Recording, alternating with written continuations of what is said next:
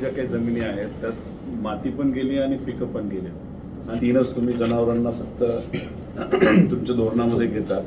घरामध्ये जे काही नुकसान झालेलं आहे, आता घराचं नुकसान कसं असतं की आमच्या सगळ्यांची मागणी आता सरसकट 50,000 रुपये पर हेक्टर मदत दिली जावी।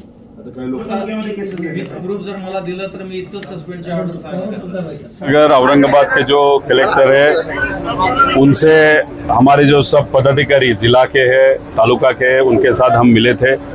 जो किसानों को आज अड़चनें आ रही है, जहाँ पे जो पंचनामा होता है, जो सर्वे है जिस तरीके से हो रहा है, उसमें जो अड़चनी है वो बताने के लिए हम कलेक्टर साहब को मिले थे। उसी के साथ राज्य सरकार जिस तरीके से किसानों के विरोध में आज काम कर रही है और किसानों के हित के जो मुद्दे हैं वो मुद्दे सरकार तक कलेक्टर साहब को हमने विनती की कि वो पहुंचाए। अगर वो नहीं पहुंचाएंगे तो आगे आने वाले कल में किसानों को लेके बहुत बड़ा आंदोलन हम यहाँ पे जो मराठवाड़ा है उस एरिया में 100% वो आंदोलन हम खड़ा करेंगे। देवेंद्र फडणवीस साहब खुद वहाँ पे स्वच्छ रहते हैं, क्लीन रहते हैं, लेकिन ये जो बहुजन समाज के नेता को आगे करते हुए उनके माध्यम से बहुत नीचे लेवल तक जाके वहाँ पे भाषण किया जाता है, उनका इस्तेमाल किया जाता है। तो ओपनली आप मीडिया के सामने कहे कि पडळकर मेरी सुनता नहीं, या दूसरी बात आप कह लो कि मैं ही इन सब के पीछे हूँ, मेरी ही ताकत इन सब के पीछे। आज राष्ट्रवादी शरद पवार गठ की ओर से हम जिलाधिकारी कार्यालय पे हमारे नेता रोहित पवार साहब के नेतृत्व में जो महाराष्ट्र के अंदर और मराठवाड़े के अंदर जो नुकसान, अजाब वाला पानी और ये अजाब वाली सरकार आई जब से जो 2000 हेक्टर जमीन पूर्ण म्हणजे पाण्यामुळे हे झालेली आहे, नुकसानग्रस्त झालेलं आहे।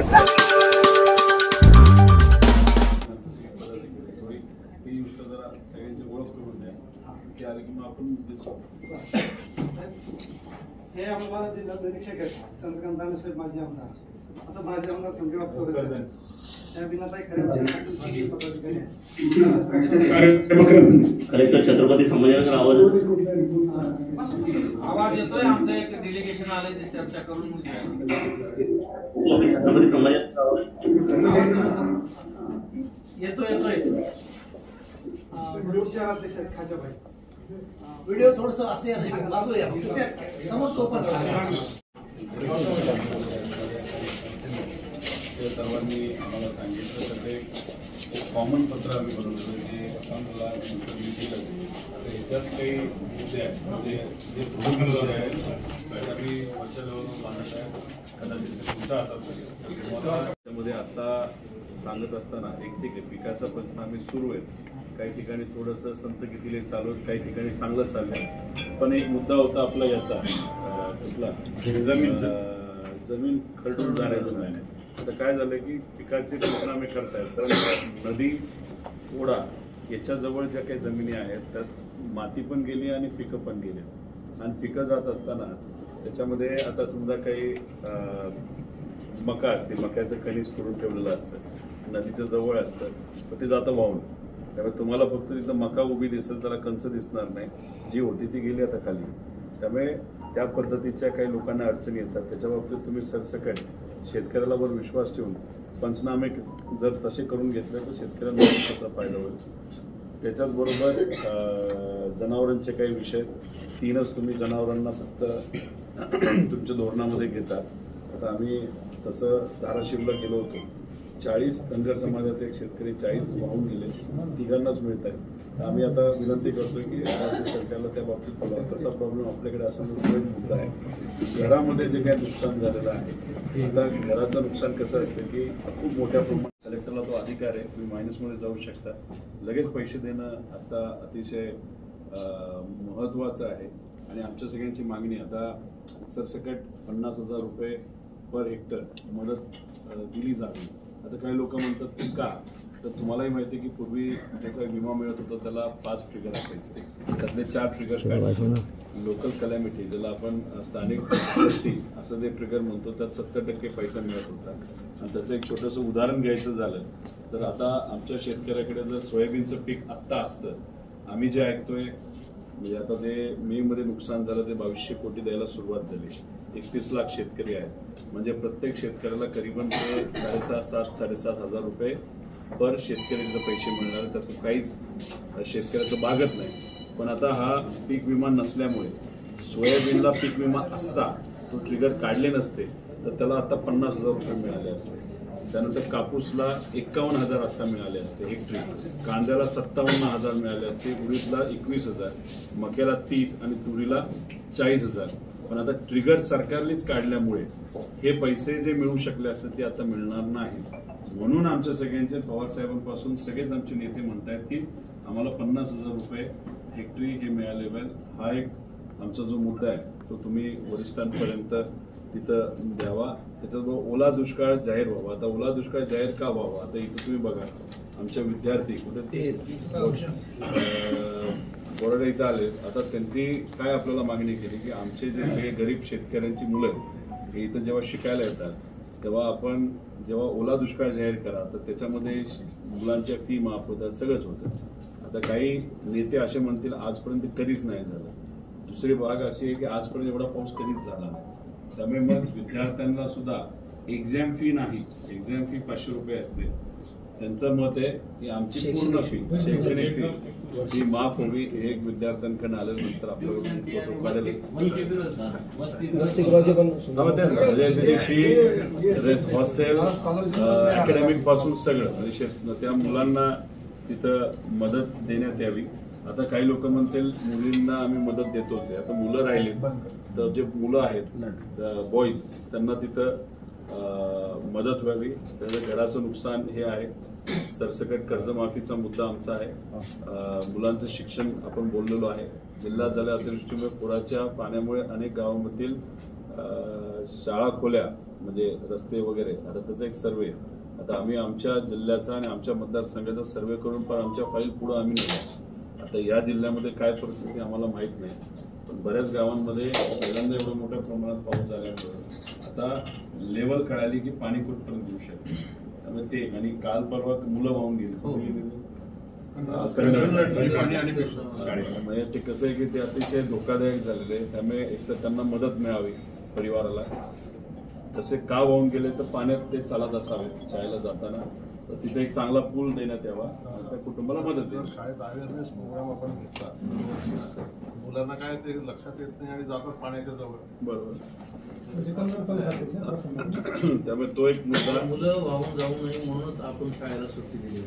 आपला एकमेव जिल्हा होता राज्यामध्ये की ज्यांनी शाळेला सुट्टी दिली. खेळायला गेला बाहेर 3-4 वर्ष होतं ते.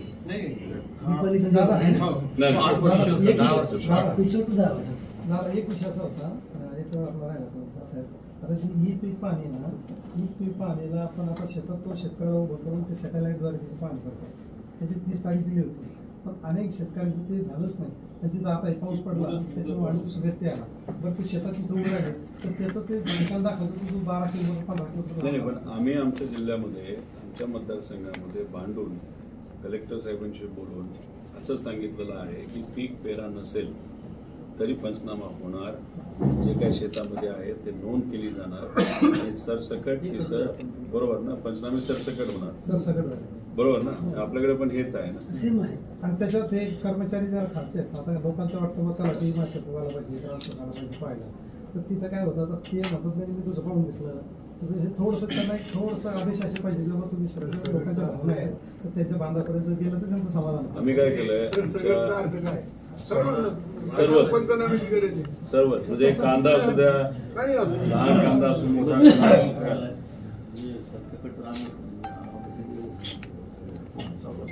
आता अजितदादा पण म्हणाले आमच्याकडे आलाच नाही म्हणतात. त्यांनी घेऊन टाकलेलं इकडे पण ते म्हणतात आमच्याकडे आलं नाही. नाही आता काय झालं आम्ही तिथे कसं असतो वाद असतो. तर त्याच्यात आम्ही काय सांगितलंय आमच्या प्रांतांना माझ्या मतदारसंघापुरतं प्रांतांनी मान्य सुद्धा केलंय की जो कुठला सर्वे होणार आहे आता जे पंचनामे होणार आहेत त्या ग्रामपंचायतला त्या शेतकऱ्याचं नाव किती क्षेत्र पंचनाम्यामध्ये आलं ते झालं ना त्याचा उद्देश हा आहे की पारदर्शक झालं पाहिजे. आता आमच्या जिल्ह्यापुरतं बोलायचं झालं सगळ्याच मंडळात त्याच्यामुळं कुणाचं काही बोगस नावं येतील किंवा कुणी कुशल म्हणायची काही शक्यता नाही. सगळ्या जिल्ह्यामध्ये पाणी काही ठिकाणी तलाट्यांकडून पैशाची मागणी झाली पंचनामे करण्याच्या संदर्भात जे काही नावं असतील तर सांगा. निर्दयी कोणी नाही आहेत आणि जर असं सांगा ग्रुप जर मला दिलं तर मी इथं सस्पेंडची ऑर्डर काथार म्हणून रायगाव नावाचं गाव आहे, त्या गावामध्ये काथार नावाची तलाठी आहे. काल मी तहसीलदारांकडे पण तक्रार केली होती. नाही असेल कन्फर्म तर तुम्ही तुम्ही काल एका तलाट्याने आमच्या फक्त कामात हायडी केलं तर आम्ही इमिडिएट सस्पेंड केलं. नाही इकडे बघा साहेब, ठीक आहे अध्यक्ष म्हणताय तो नोंद तर तुम्ही त्यांनी मी तेच म्हणलं असेल तर द्या. कन्फर्म करा. ज्याला कोणाला मागितले आणि ज्याने कोणी मागितले दोघांचे नाव मला द्या. मी अशा परिस्थितीमध्ये जर इतकं नाव द्या, कन्फर्म करतील. काथार नावाची तलाठी आहे, कायगाव नावाचं पण तलाठी सजा आहे त्यांची. तहसीलदाराकडे कालच तक्रार केली होती. तहसीलदारांनी रंगनाथ श्रीखंडे म्हणून शेतकरी होते.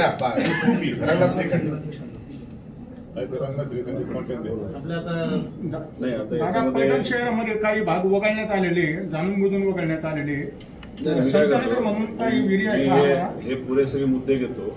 मग तालुकानिहाय कोणाला काय अडचणी असतील ना जर तुम्ही सांगा, कलेक्टर साहेब तर लक्ष देतील. त्यात दुसरं असं आहे की बऱ्याच विहिरी गेल्या, त्यामुळे मनरेगाच्या अंतर्गत एक तर तुम्हाला तिथं वरती स्किल अनस्किलचं काय कोट आहे माहीत नाही, पण त्या लोकांना तिथं नवीन विहिरी 5 लाखाचा आता नवीन हे आलेलं आहे, तुम्ही त्यांना द्याव्यात अशी एक विषय आहे. आणि फळबागेचा अतुल बोला ना साहेब, आपण काय केलेलं आहे जिल्हा कृषी अधीक्षकाला नवगाव, पुरमपिंपरी, आपेगाव, मायगाव, नायगाव अशा ठिकाणी पंचनामे झालेले नाही. आम्ही काल स्वतः पाणी करून आलेलो आहे. कुठले पंचनामे नाही केले. ते पंचनाम्याला मी सुरुवातीला सांगितलं एका तलाकडे 3-4 काय झालं, वेळ लागतोय. आम्ही तिथं होतो, कृषी सहाय्यक आले तिथे, कृषी सहाय्यक हजर होते. आपला तलाठी नव्हते आणि ग्रामसेवक आजारी ग्रामसेवक आजारी पडले ते एकाच दिवसात नाही करतो आपण. कुणाचंही घर आम्ही सोडणार नाहीये. तुम्ही प्रॅक्टिकल प्रॉब्लेम लक्षात घ्या. आम्हाला कुणाला सोडायचं नाही, कोणाला बघायचं नाही. एका तलाट्याकडे 4-5 गावं असतात, त्याच्यामुळे कदाचित दुसरी झाला तर आपण त्यांचे जे फोटो काढून ठेवलेले ते सुद्धा कन्सिडर करा. थोडं फोटो वगैरे तुम्ही काढून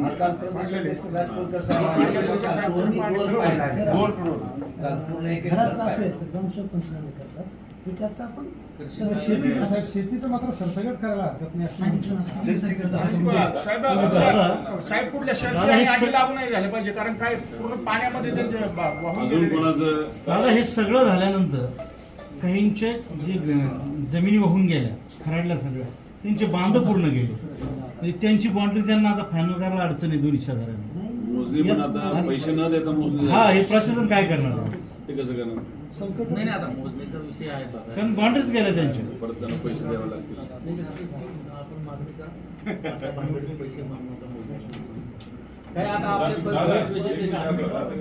मुख्यमंत्री महोदय म्हणले की 3 महिने बँकेने पैसे मागवले. आता तिथं पीक केलं, घर गेलं, दार गेलं, 3 महिन्याला होत नाही, कुठून देईल तो पैसा? त्यांच्या लेवलला बोललं पाहिजे. जाहीर करण्याच्या अगोदर मी ब्लॅक व्हाईट मध्ये सगळ्या बँकेला दिले की कुठल्या शेतकऱ्यांना जे अनुदान आता मिळणार आहे त्याच्यातून काही बँकेच्या सॉफ्टवेअर मध्ये तरतूद करून कारखाना असेल तर त्याची दखल घेऊ. आपले दादाने मांडलेले बरेच विषय जरा शासन स्तरावरचे आहेत, ते त्याबद्दल मला काय पाणी रस्त्याच्या बाबतीत तुम्ही बोललाच आहात. बरेच रस्ते वाहून गेले, परत लोक ताप देतील आणि थोडंसं आपल्याला पाणी रस्त्यासाठी सोड DPC घेतो ना 5% खर्च करायला द्यावं लागेल. 153 कोटी. नाही, रस्त्यामध्ये 2 रस्ते घ्या, एक तुमचे पक्के रस्ते आणि एक पाणी रस्ते वाहून गेले ते घ्यावं लागेल. मग हे आमच्या सगळ्यांच्या वतीने आपल्याला हे पत्र देतो. जी आज आपको कलेक्टर से मुलाकात की है, क्या? देखो, छत्रपति संभाजीनगर औरंगाबाद के जो कलेक्टर है उनसे हमारे जो सब पदाधिकारी जिला के हैं, तालुका के हैं, उनके साथ हम मिले थे. जो किसानों को आज अड़चनें आ रही है, जहाँ पे जो पंचनामा होता है, जो सर्वे है जिस तरीके से हो रहा है, उसमें जो अड़चनी है वो बताने के लिए हम कलेक्टर साहब को मिले थे. उसी के साथ राज्य सरकार जिस तरीके से किसानों के विरोध में आज काम कर रही है और किसानों के हित के जो मुद्दे हैं वो मुद्दे सरकार तक कलेक्टर साहब को हमने विनती की कि वो पहुंचाए. अगर वो नहीं पहुंचाएंगे तो आगे आने वाले कल में किसानों को लेके बहुत बड़ा आंदोलन हम यहाँ पे जो मराठवाड़ा है उस एरिया में 100% वो आंदोलन हम खड़ा करेंगे। एक लंबे समय से किसानों का नुकसान हुआ है, लेकिन कई सारी जगह पर बहुत स्लो काम चल रहा है। सरकार के माध्यम से भी अगर आप देखो, इलेक्शन के पहले उन्होंने अलग जीआर निकाला था जिसमें किसानों को थोड़ी अच्छी मदद वहां पे दी जाती थी, लेकिन जैसे ही इलेक्शन हो गया, उनकी सत्ता आ गई तो उन्होंने वो जीआर बदल दिया। जो इंश्योरेंस होता है, जो बीमा होता है, उसमें भी जो 4 प्रमुख ट्रिगर थे उसके माध्यम से बहुत बड़ा पैसा किसानों को वहां पे मिलता था, वो ट्रिगर टोटली सरकार ने वहां पे निकाले थे।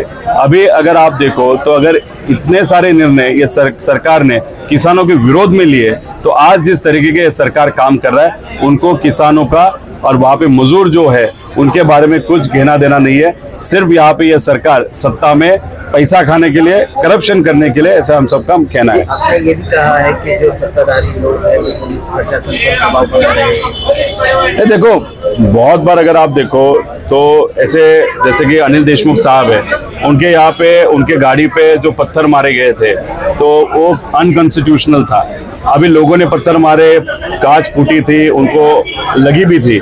अभी अनिल देशमुख साहब कह रहे कि इन लोगों ने वहां पे ये पत्थर मारे थे, लेकिन उसका जो भी इन्वेस्टिगेशन हुआ था, उस इन्वेस्टिगेशन में कुछ भी नहीं निकल आया। उसका कारण है कि पुलिस प्रशासन पे सरकार में जो नेता है उनका बहुत बड़ा प्रेशर है। उसी के कारण जो भी विरोध में है उनके बारे में जो भी विषय आगे आता है उसको दबाया जाता है।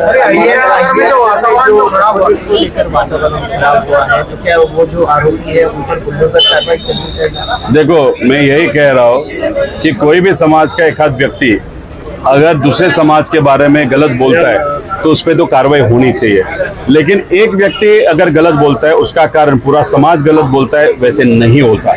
अगर अहिल्यानगर शहर के बारे में बात की जाए तो वहाँ पे कुछ ऐसा नेता है कि जो आज अलग पक्ष में सत्ता में है, लेकिन आगे जाके वो भाजपा जाना चाहते हैं। इसीलिए उन्होंने वहाँ का जो वातावरण है थोड़ा ज़्यादा से ज़्यादा हिंदू मुस्लिम जितना करे उतना एफर्ट वो खुद वहाँ पे डाल रहे हैं। इसलिए वहाँ पे जो लोग गरीब है, वो हिंदू समाज के हो, मुस्लिम समाज के हो, कोई भी समाज के हो, वहाँ पे अपना घर चलाने के लिए, पैसा कमाने के लिए, अपने फ्यूचर जनरेशन को पढ़ाने के लिए वहाँ पे रहते हैं। लेकिन यहाँ पे जो नेता है जो आज सत्ता में, उनका एक ही काम है, वहाँ पे द्वेष निर्माण किया जाए, दो समाज में वाद निर्माण किया जाए और उसकी राजनीति में फायदा हो, वही कोशिश वहाँ पे की जाती है। इसलिए हमारा कहना है कि आज सब लोग इकट्ठा आने चाहिए और एक विचार के लिए वहाँ पे लड़ना चाहिए। आई लव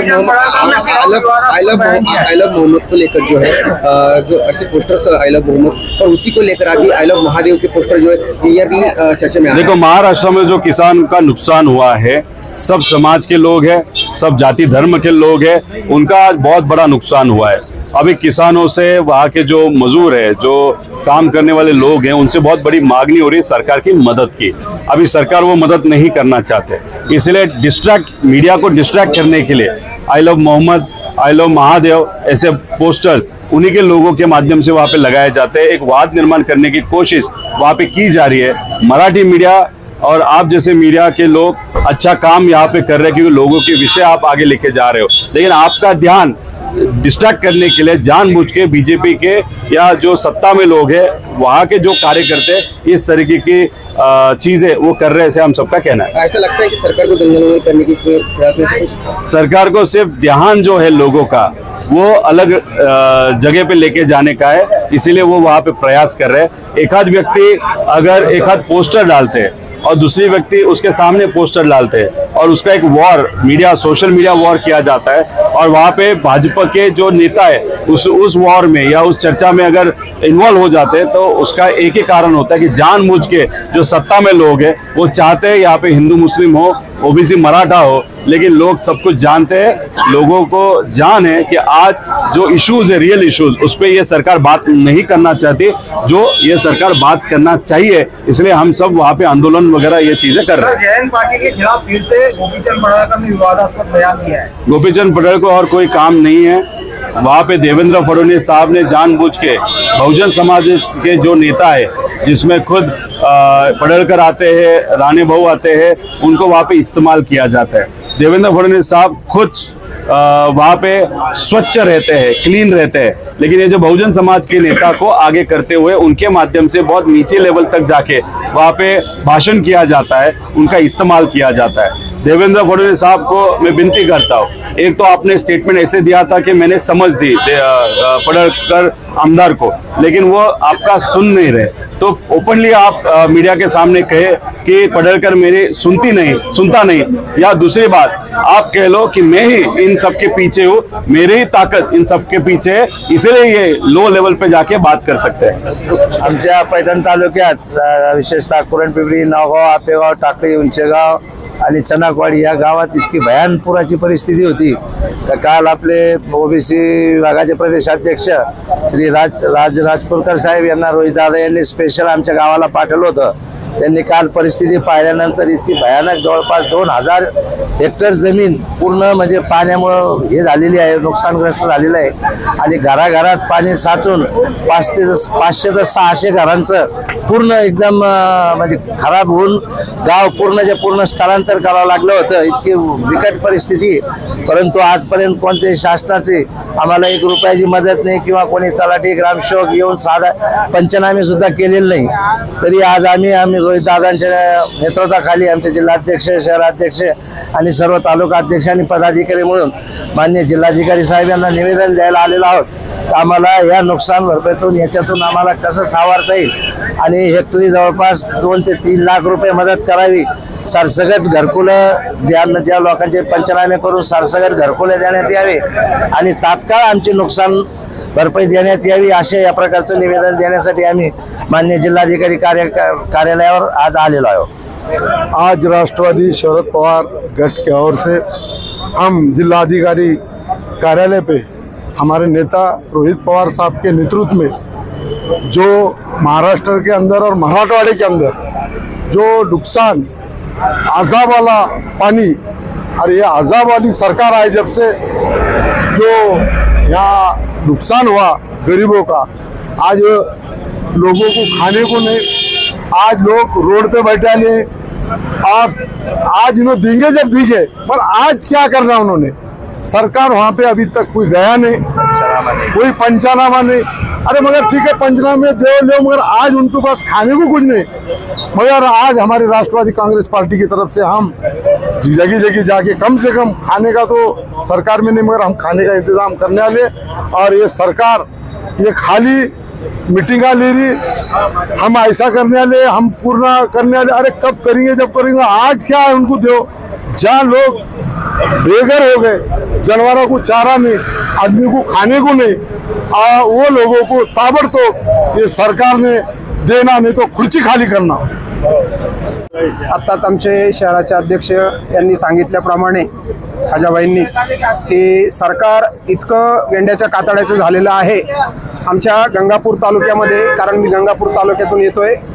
अक्षरशः जमिनीच्या जे पिकं आहेत, मका, कापूस, तूर सगळे धुईसपाट झालेले आहे, एकदम भुईला पडलेले आहेत, पिकांचं खूप नुकसान झालेलं आहे। तरी सरकारने सरसकट पंचनामे करण्याची वाट न पाहता शेतकऱ्यांना सरसकट नुकसान भरपाई दिली पाहिजे, असं आमचं राष्ट्रवादी काँग्रेस पक्ष शरदचंद्र पवार पक्षातर्फे आज आमचे आमदार रोहितदादा पवार आणि प्रदेश सरचिटणीस हे येत आहेत। त्यांच्या मार्गदर्शनाखाली आमचे शहराचे अध्यक्ष खाजाबाई आणि अध्यक्ष पांडुरंग तांगडे पाटील यांच्यासह आम्ही सर्व पदाधिकारी कार्यकर्ते आज कलेक्टर साहेबांना भेटून माननीय मुख्यमंत्री साहेबांना निवेदन देत आहोत। तरी मुख्यमंत्री साहेबांना विनंती आहे की आता तरी तुमचं हृदय पाजळू द्या। शेतकऱ्यांनी जर अन्न पिकवलं नाही तर आपण सर्व काय खाणार, तुमचं हृदय पाजळू द्या आणि शेतकऱ्यांना सरसकट नुकसान भरपाई द्या, अशी आम्ही विनंती करतो।